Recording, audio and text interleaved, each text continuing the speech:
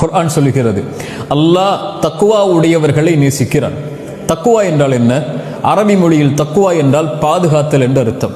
இஸ்லாமிய வழக்கத்தில் தக்குவா என்றால் அல்லாஹ்வுடைய தண்டனையிலிருந்து, அல்லாஹ்வுடைய கோபத்திலிருந்து ஒரு அடியானை பாதுகாக்கக்கூடிய அம்சம்தான் தக்குவா.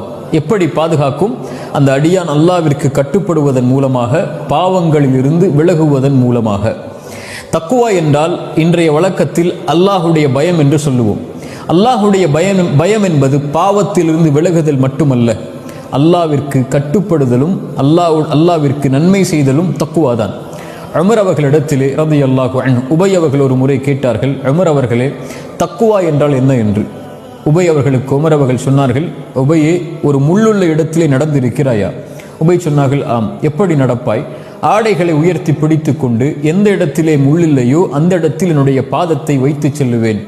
உமர் சொன்னார்கள், அதாக்க தக்குவா, அதுதான் உபையே தக்குவா என்று.